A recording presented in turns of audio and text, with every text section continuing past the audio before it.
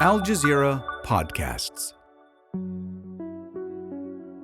I'm David Enders, and this is The Take. As Israel's war on Gaza continues, we're coming to you on Sundays with a weekly roundup.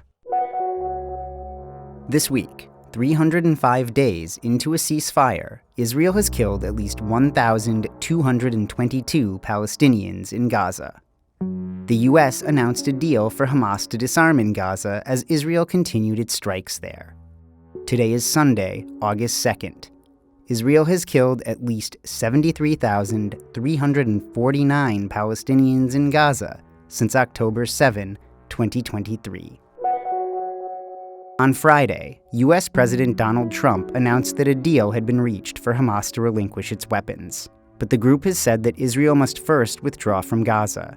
The plan calls for an international stabilization force led by the U.S. to oversee the process. But Israel still has yet to formally endorse it. From the occupied West Bank on Friday, Al Jazeera's Nida Ibrahim laid out why the announcement may have occurred this week. Israel is scheduled to hold parliamentary elections in October, and Israeli Prime Minister Benjamin Netanyahu met with Trump in Washington on Tuesday. President Trump has been trying to push Netanyahu in order to achieve some progress in the besieged Gaza Strip because of the agreement that Trump himself has been interested in and has been advocating for. And that's why it's seen that the latest meeting, although we don't know much about it and what happened behind the closed doors, but it is believed that there's pressure from Trump to Netanyahu to move forward with the next stage, even if the current agreement does not meet all of the Israeli requirements. But it's interesting to see how Israel is going to try to spin this, how Israel is going to try to find obstacles and find ways not to go through with this agreement. But it's also interesting to notice and see what pressure will come from the Americans on Netanyahu, because it's seen here as the only way Netanyahu would be forced to do something that is seemed as a progress on the ground. Why? Because he's heading into elections and he has his constituents to worry about, and he has a lot of opponents inside Israel who are criticizing him. For Palestinians in Gaza, progress will be measured in whether there is any positive impact on their living conditions. Shortages of housing, food, and medicine continue, as do deadly Israeli strikes. This is Al Jazeera's Ibrahim Al-Khalili in Gaza City on Saturday. While political announcements may bring some hope, there is still a sense of insecurity and uncertainty among people here.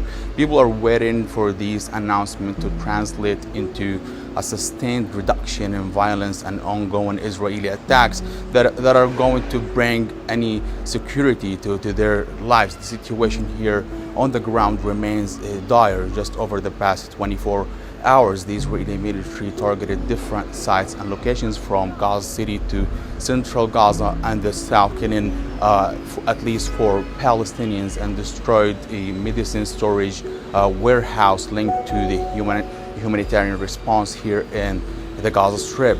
And the situation is going from bad to worse in the light of the ongoing Israeli attacks that are going to take place. People thought that this announcement will bring any sort of normalcy, but despite that, the attacks have been scaled up by the Israeli military targeting these areas. And what's making this worse is that people are being pushed into a further cycle of displacement after these houses have been targeted.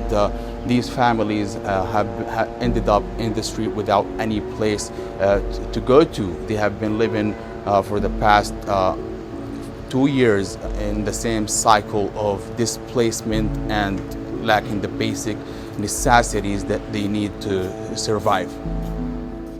And that's The Take for Sunday, August 2nd. This episode was produced by me, David Enders. Our sound designer is Alex Roldan. Alexandra Locke is The Take's executive producer, and Joanne de Frias is Al Jazeera's head of podcasts.